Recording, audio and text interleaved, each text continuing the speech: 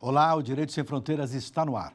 No 7º programa da série Direito Internacional e Geopolítica, vamos falar da América do Sul. Em um curto espaço de tempo, os países mudaram drasticamente de rumo na região. Vamos analisar um pouco o que aconteceu. Acompanhe na reportagem. Tudo levava a crer que muitas barreiras culturais, sociais e econômicas seriam superadas. O alinhamento ideológico à esquerda de vários governantes sul-americanos indicava isso. Já não é mais assim. Conservadores e liberais chegaram ao poder e adotaram uma nova agenda, com privatizações e corte de gastos na área social. O Brasil, que lutava por uma vaga no Conselho de Segurança da ONU, perdeu o protagonismo internacional na onda de uma grave crise política. Dividida, a América do Sul é palco de movimentos isolados, que aproximam seus países ora dos Estados Unidos, ora da China. O futuro da região, no entanto, é incerto. Um bom tema. Para debater o assunto, nós convidamos Antônio Jorge Ramalho, especialista em relações internacionais, e o doutor em Direito Internacional, André Pires Gontijo. Muito obrigado pela presença dos dois aqui em nosso programa. Professor Ramalho, eu quero fazer a primeira pergunta ao senhor. Muita gente não entende ou não entendia por que o Brasil lutava tanto para ter um assento no Conselho de Segurança da ONU. Qual a importância de um país ter assento nesse clube seleto da ONU?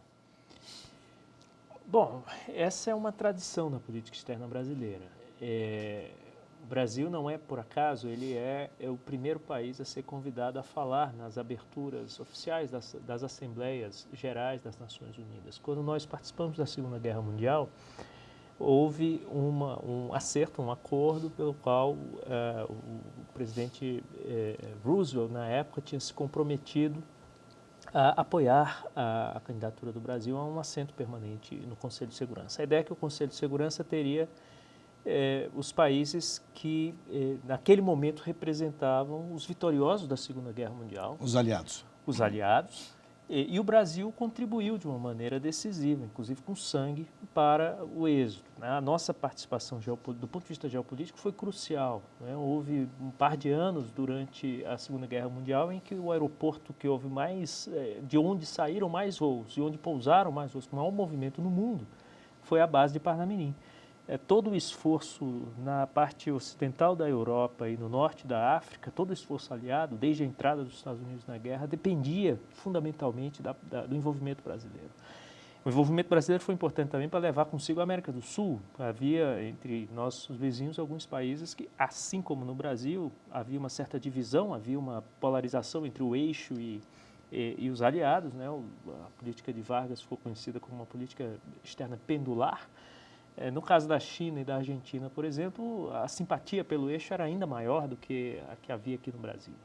O fato é que foi importante o Brasil ter participado do esforço por uma questão de valores, por uma questão logística, geopolítica e por uma questão também de aporte real. Eu não diria que tenha sido decisivo, mas foi simbolicamente, sobretudo, foi muito importante. E uma das contrapartidas era essa, participar permanentemente representando esta parte do mundo nas Nações Unidas. Mas eu queria restringir um pouquinho a análise em cima daqueles 5 votos do Conselho que decidem as operações militares pelo mundo afora. E o Brasil queria exatamente uma cadeira ali, né? Sempre foi visto como um país que tinha o que aportar. Eu acho que essa percepção prevalece. O Brasil, junto com o Japão, agora ele foi ultrapassado, mas são os países que mais vezes estiveram como membros não permanentes no Conselho de Segurança. O Brasil tem uma percepção de mundo, uma percepção global. O Brasil já nasceu com essa percepção de sua inserção no mundo e da possibilidade de fazer contribuições para a solução pacífica de controvérsias, para o fortalecimento das instituições internacionais. Em 1907, por exemplo, na segunda conferência de Haia, o Brasil foi decisivo no sentido de afirmar um princípio do direito internacional, o professor Gontijo saberá melhor do que eu, pelo qual os estados soberanos têm que ser tratados de forma equânime perante o direito internacional.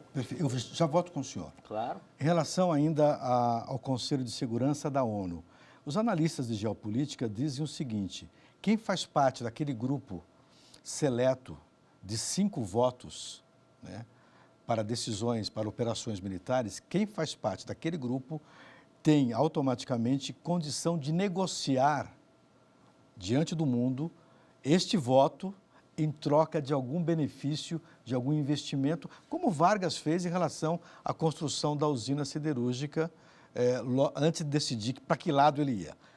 O pêndulo vai para o eixo ou vai para os americanos? Bom, faz uma usina para mim, tá certo?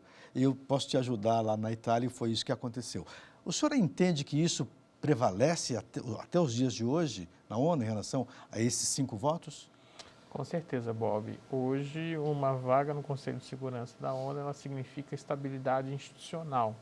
Então, significa temperamentos não apenas na seara política, mas também na seara econômica. Então, tendo uma vaga, um assento no Conselho de Segurança, imediatamente vão emergir interesses, como você bem mencionou, o que na lógica constitucional nós podemos chamar de fatores reais de poder. Então, os fatores reais de poder vão fazer uma engenharia para se criar, né, mecanismos de aprimoramento ou aceleramento de determinadas pautas, sendo elas de natureza econômica, política e, por que não, pautas sociais também. Perfeito. O Brasil ajudou a fazer ou financiou parte do Porto de Havana. Essa informação foi muito criticada aqui por analistas brasileiros que entendiam que era uma ação inócua. Por que o Brasil vai fazer um porto de águas profundas em Havana? Geopoliticamente, isso faz sentido? Boa pergunta. Na verdade, isso foi parte de um esforço de apoio à internacionalização das empresas brasileiras. Era um bom negócio, que inclusive foi pago. Então, Foi pago o financiamento? Foi pago o financiamento. Mas era uma maneira de gerar empregos e demandas no nosso mercado e de ajudar as empresas brasileiras que queriam se colocar no exterior. Todos os países fazem isso. O Brasil fez isso de uma maneira muito ativa durante o governo Lula, principalmente, durante o governo Dilma. Por um lado, isso dependia era resultado da própria estratégia das empresas, houve uma coincidência, que era um momento de expansão econômica importante. Não necessariamente você olha, por exemplo, setores como o financeiro, ou como de bebidas, ou como de cimentos, essas empresas todas brasileiras se internacionalizaram, principalmente na nossa região. Isso não obedecia a uma diretriz do governo brasileiro, embora fosse percebido dessa maneira, inclusive nos países cujos mercados menores eram comprados por essas empresas. No caso das empreiteiras, não. Há uma série de questões positivas e negativas associadas a essa expansão.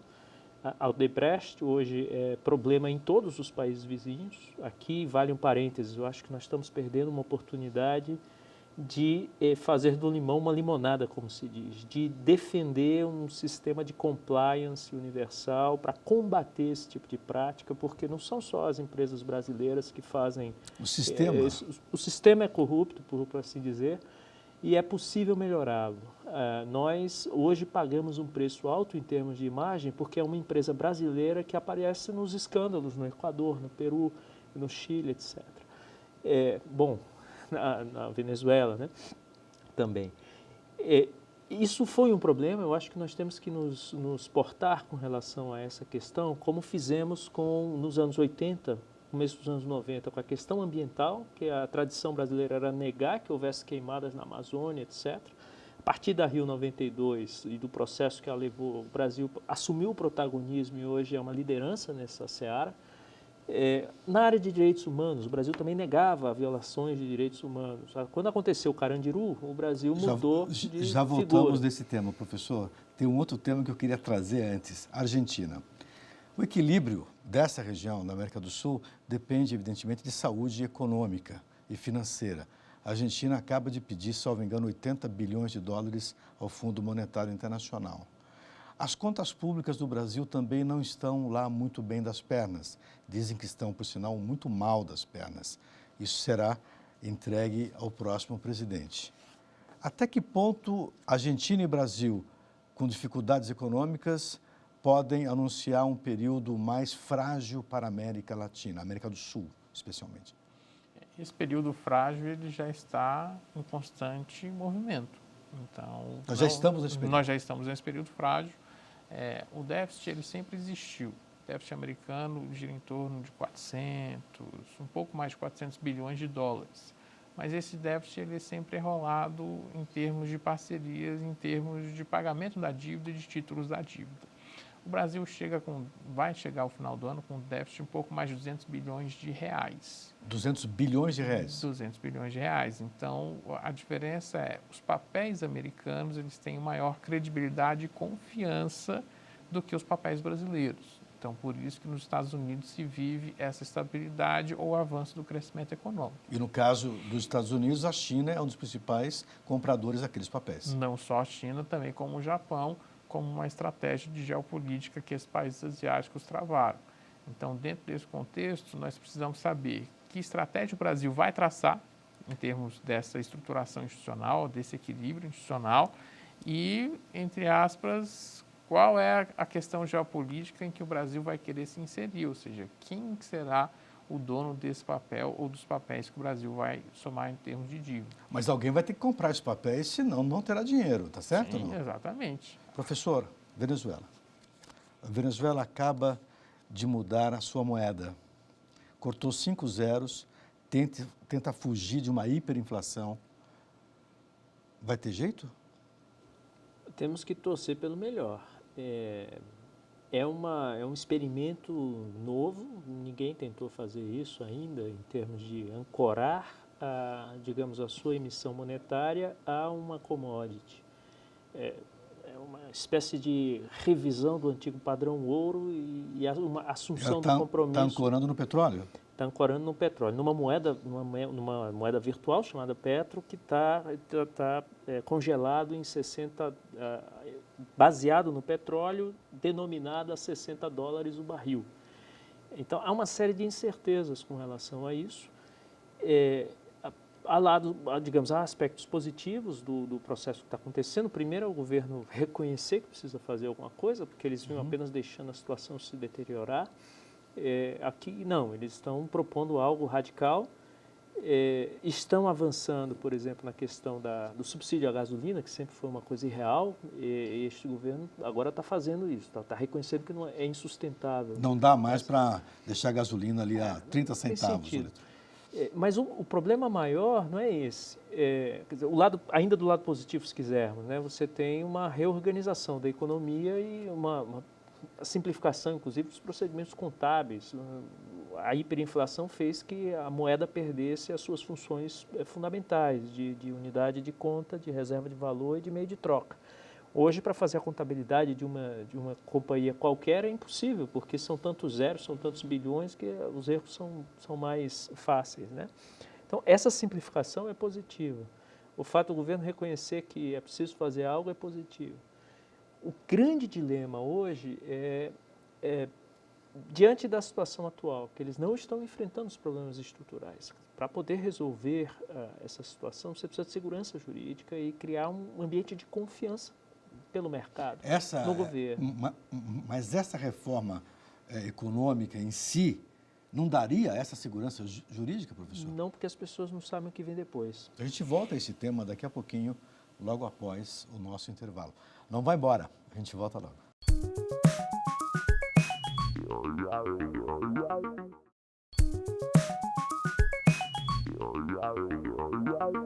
Estamos de volta com o Direito Sem Fronteiras, neste 7º programa da série sobre geopolítica e direito internacional.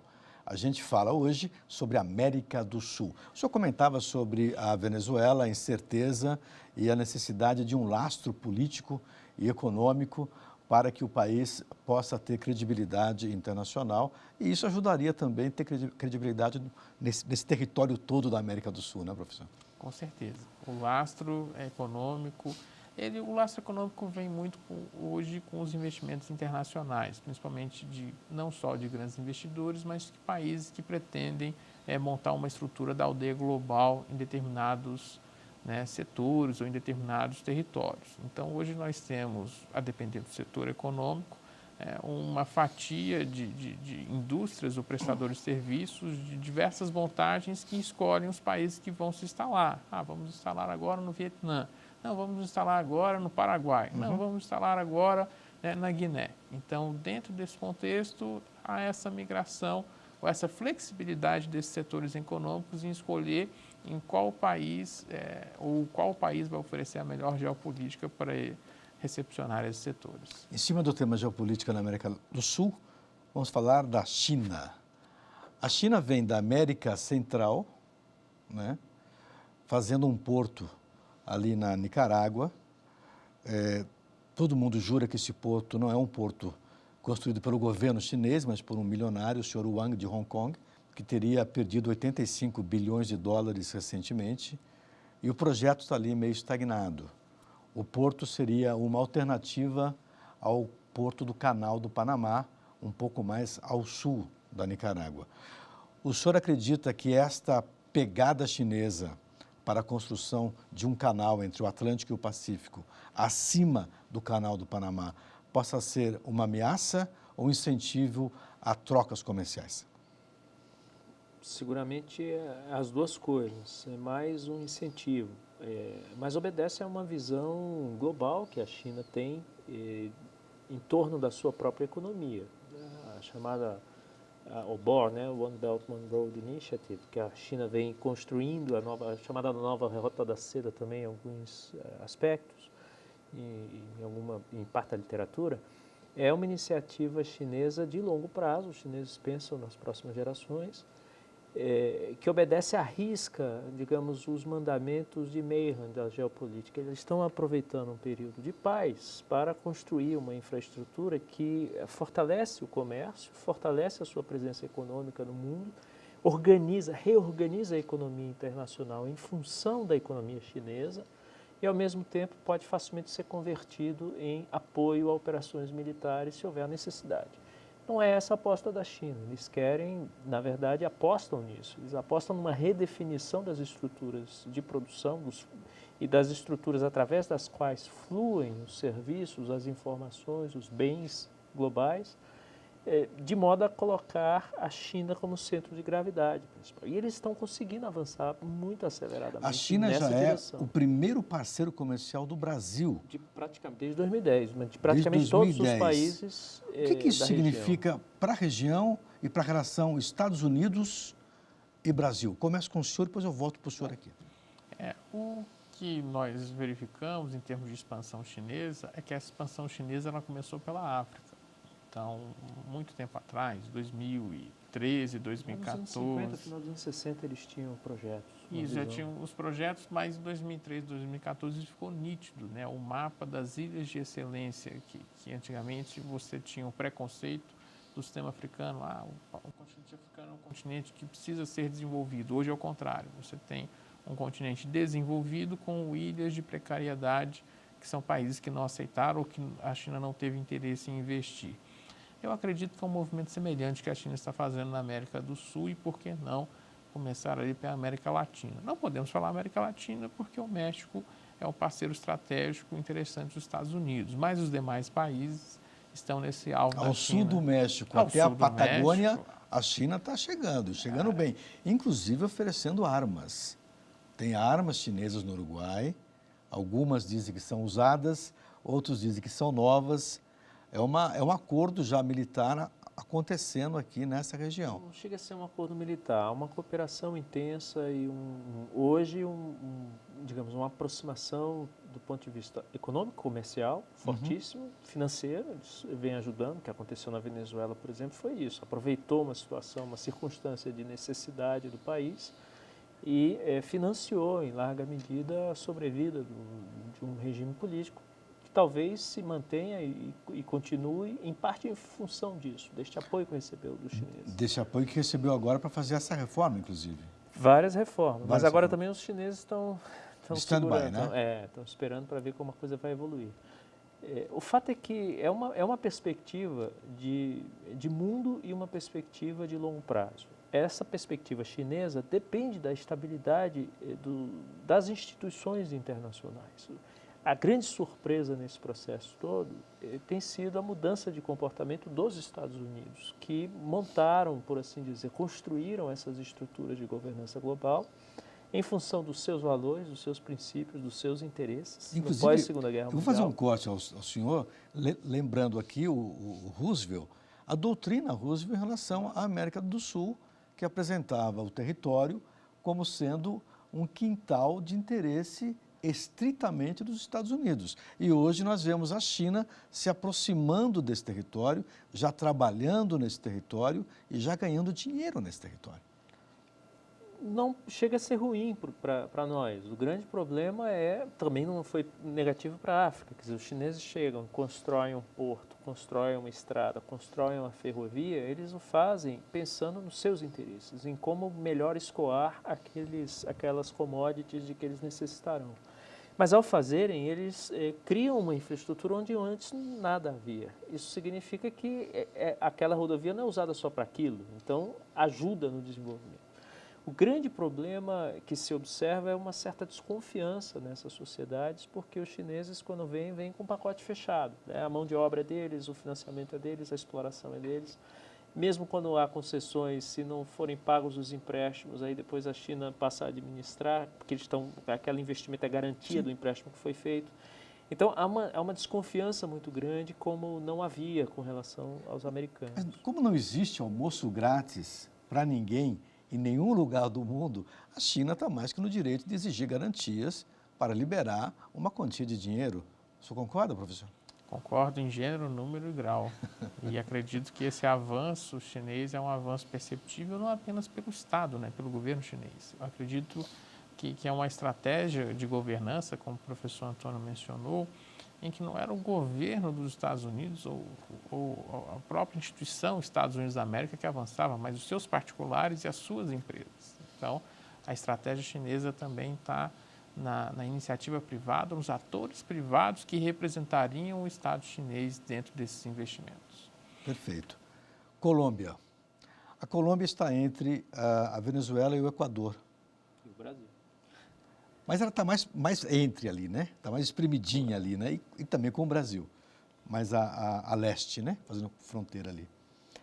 Aí eu queria perguntar para o senhor o seguinte: a Colômbia, estando localizada entre esses dois países de uma linha ideológica mais à esquerda, que é o caso da Venezuela e do Equador, ela estaria funcionando ali, tendo sido admitida como membro da NATO, como um olheiro do chamado grande capital, ou não? É bom você colocar essa questão do ponto de vista ideológico, também foi mencionado na reportagem de abertura, porque esse tem sido talvez o maior problema da nossa região. Todo esse processo de aproximação e construção institucional, no âmbito da Unasul principalmente, foi ideologizado nos últimos tempos em função de interesses de partidos políticos e de personagens políticos. Isso é ruim? É muito ruim. Por quê, professor? Porque esse é um processo de longo prazo. A primeira reunião de presidentes da América do Sul, veja, desde que nós nos tornamos independentes, só no ano 2000, sob a égide de uma iniciativa do ex-presidente Fernando Henrique Cardoso, portanto não era PT, é que os presidentes da América do Sul, pela primeira vez, se reuniram para discutir o que eles querem em comum. E chegaram a uma conclusão óbvia: temos que criar uma infraestrutura que permita a integração desta região. Antes disso, já se havia pensado, vocês mencionaram México antes, já se havia pensado, em 93, sob o presidente Itamar, em criar uma área de livre comércio da América do Sul, para poder contrabalançar as perdas que teríamos com a NAFTA. Não, a ALCA era do hemisfério inteiro, em todos os países das Américas, né, do continente americano. Mas é que não se sabia se a ALCA avançaria, não se sabia se a OMC se consolidaria, e aí você precisava de um mercado mais ampliado. Os americanos disseram: não, vamos fazer a área de livre comércio da América do Norte. O México, a partir daí, deixou de ser América Latina, deixou de se apresentar ao mundo como América Latina e passou a se apresentar como América do Norte. Isso redefiniu um pouco a identidade dele. Hoje, se arrependeu e quer voltar atrás. Na época se cogitou uma área de livre comércio da América do Sul, mas esse era um processo que já vinha dos anos 70, da Escola Geopolítica Brasileira, lá dos anos 60, da Escola Superior de Guerra, falava da necessidade de integração da América do Sul. Por que não se consegue integrar a América do Sul de verdade? Qual é o obstáculo? É difícil porque são processos históricos. Primeiro você tem obstáculos físicos. Você tem a Cordilheira dos Andes e a Amazônia. Isso separa. Tá. Depois você tem a maneira como esses países foram integrados à economia política internacional. Todos eles com as infraestruturas construídas em função do exterior e não para dentro. E deficitárias internamente. Todas muito deficitárias internamente. A nossa, inclusive. A nossa, inclusive. A Brasília foi parte da nossa visão de integração nacional, porque você não tinha, era mais fácil você ir de Porto Alegre para a Europa do que de Porto Alegre para Belém. Simples assim. Os analistas dizem que a América do Sul é uma região do planeta oca, porque não tem população no seu interior. Toda a população, ou grande parte dela, pela costa. Em parte por essa experiência histórica de integração aos mercados globais. Então, quando os nossos países se tornaram independentes, fazia todo sentido para as elites locais, inclusive para consolidar a unidade nacional, manter aquelas estruturas funcionando e explorar aquelas estruturas para poder escoar os bens que eram produzidos ali. Essa integração começa a acontecer nos anos 90, gasoduto Bolívia-Brasil. Era a necessidade de aproveitar o gás da Bolívia para a indústria brasileira e, com isso, produzir essa integração. Era basicamente infraestrutura de transportes, de energia e comunicações. A parte de comunicações hoje é feita por satélite e foi privatizada em toda a região. As outras duas ainda estão avançando. Então, interessa aos nossos países, em primeiro lugar, por isso. Em segundo lugar, porque o crime transnacional já integrou a região. Eles estão integrados. Os nossos estados é que agora estão correndo atrás de arranjos que permitam favorecer um combate conjunto, articulado, coeso a essas estruturas criminosas. A Unasul foi pensada como um arranjo que pudesse facilitar isso. Infelizmente, chegamos ao final do programa. Nós temos assunto aqui para uma semana, no mínimo. Muito obrigado pela participação de vocês dois. E agradeço também você que nos acompanhou. No próximo programa, vamos falar sobre geopolítica no Ártico e na Antártida. Acompanhe a nossa programação no site da TV Justiça e acesse também o nosso canal no YouTube. TV Justiça Oficial. Nosso e-mail é direitosemfronteiras@stf.jus.br. Um abraço e até a próxima.